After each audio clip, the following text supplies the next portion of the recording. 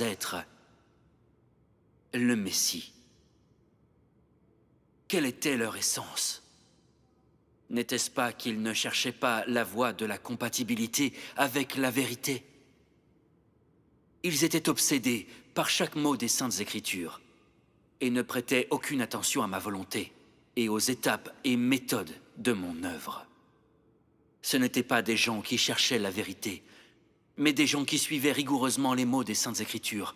Ce n'étaient pas des gens qui croyaient en Dieu, mais des gens qui croyaient en la Bible. Dans le fond, ils étaient les chiens de garde de la Bible, afin de sauvegarder les intérêts de la Bible, de défendre la dignité de la Bible et de protéger la réputation de la Bible. Ils sont allés jusqu'à clouer le miséricordieux Jésus sur la croix.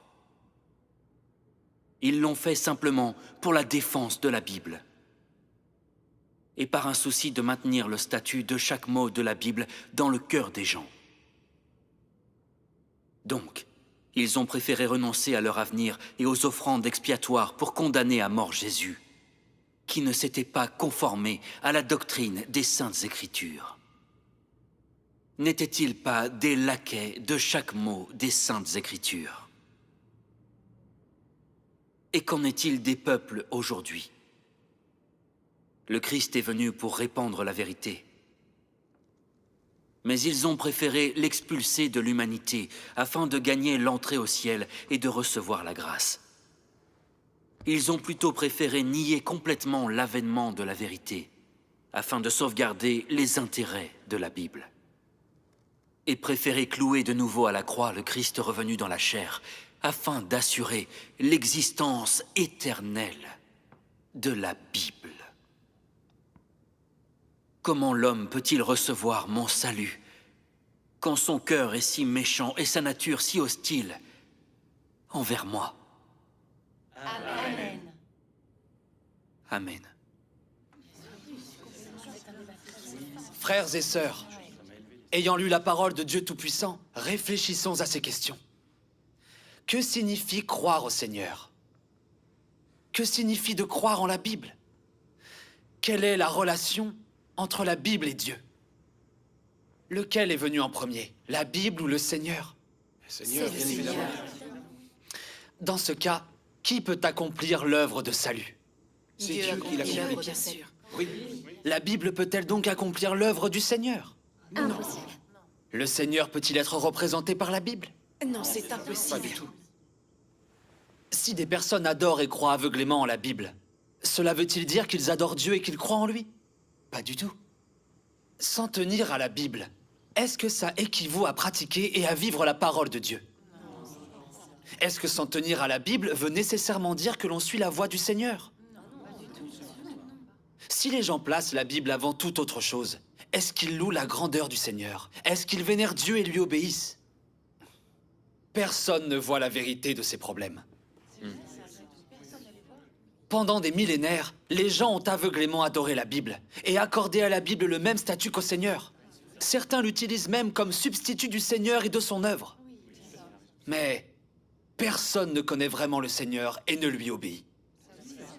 Les pharisiens s'en sont tenus à la Bible et pourtant ils ont crucifié le Seigneur Jésus. C'est vrai. Quel était le problème? Comprendre la Bible, est-ce que ça signifie connaître Dieu? Est-ce que s'en tenir à la Bible, ça signifie suivre la voie du Seigneur? Les pharisiens étaient des experts de l'exégèse biblique, mais ils ne connaissaient pas Dieu. Mais par contre, quand le Seigneur Jésus est venu accomplir son œuvre de rédemption, ils l'ont cloué sur la croix. Est-ce que les gens ont oublié ce point crucial? Que signifie exactement connaître Dieu? Être capable d'interpréter la Bible et comprendre les connaissances de la Bible signifie-t-il connaître Dieu? Si c'est le cas, alors pourquoi les pharisiens ont-ils condamné le Seigneur Jésus alors qu'ils interprétaient la Bible? La clé qui détermine si quelqu'un est capable de connaître Dieu et de lui obéir, c'est si oui ou non, il est capable de reconnaître et d'obéir au Christ incarné. Amen. Dieu incarné révèle toute l'humanité et la plupart des gens ne réussissent pas à s'en rendre compte. La malédiction du Seigneur Jésus sur les pharisiens est la preuve irréfutable que Dieu traite tout le monde avec justice. Amen.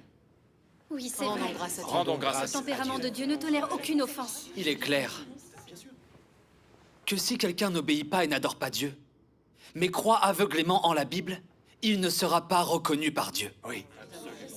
Si la foi d'un homme consiste uniquement à respecter la Bible, et que son cœur n'a pas de place pour Dieu, s'il ne peut pas adorer sa grandeur et mettre sa parole en pratique, s'il est incapable d'accepter son œuvre et de suivre ses conseils, est-ce que vous tous ici, vous ne diriez pas qu'un tel homme est un pharisien? Un tel homme n'a-t-il pas fait de Dieu son ennemi? Donc, si l'homme s'en tient uniquement à la Bible, ceci ne veut pas dire qu'il a acquis la vérité. C'est mal d'adorer et de respecter aveuglément la Bible. Oui. On ne peut pas recevoir l'approbation de Dieu. Exact.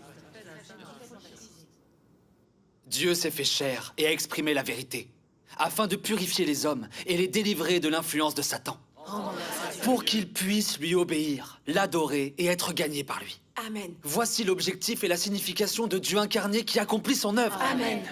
L'élément clé de notre foi est rechercher et pratiquer la vérité et la parole de Dieu. C'est la seule façon de recevoir l'œuvre du Saint-Esprit et d'arriver à connaître le Seigneur. Amen. Rendons grâce à Dieu.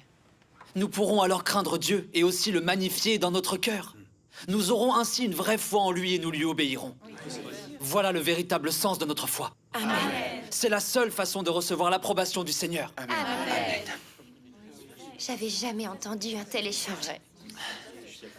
À partir de là, chacun peut voir sans aucun doute que croire en la Bible n'équivaut pas à croire en Dieu. Amen. Exact. Frère, nous comprenons que croire en la Bible, ce n'est pas croire en Dieu. Mais alors expliquez-nous, quelle est la relation entre les deux?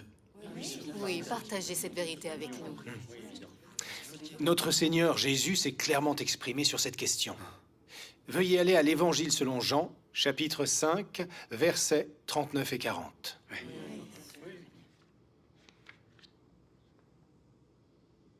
Vous sondez les Écritures, parce que vous pensez avoir en elles la vie éternelle. Ce sont elles qui rendent témoignage de moi. Et vous ne voulez pas venir à moi pour avoir la vie. C'est ça, voilà la réponse. Selon les paroles du Seigneur Jésus, il apparaît clairement que la Bible n'est qu'un témoignage de Dieu.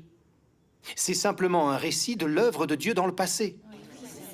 La Bible ne représente pas Dieu, parce que la Bible ne contient qu'un récit restreint des paroles de Dieu et de son œuvre. Comment un récit incomplet des paroles de Dieu et de son œuvre peut-il représenter Dieu? C'est vrai. Dieu est le Créateur. Il est le maître de toutes choses. La vie de Dieu est illimitée et inépuisable. L'abondance de Dieu et sa grandeur, l'homme ne pourra jamais les percevoir. Oui, en effet. Et le récit restreint des paroles et de l'œuvre de Dieu qui se trouve dans la Bible, ce n'est qu'une goutte dans le vaste océan de la vie de Dieu. Comment la Bible pourrait-elle représenter Dieu? Comment la Bible pourrait-elle être égale à Dieu? Dieu peut œuvrer pour sauver l'homme. Est-ce que la Bible peut en faire autant? Dieu peut exprimer la vérité. Est-ce que la Bible le peut? Absolument pas. Dieu peut éclairer, illuminer et guider l'homme à n'importe quel instant. Est-ce le cas de la Bible? Bien sûr que non. Par conséquent, la Bible ne peut pas représenter Dieu. Amen. L'homme met la Bible sur un pied d'égalité avec Dieu et pense que la Bible peut représenter Dieu. N'est-ce pas un blasphème et un dénigrement de Dieu?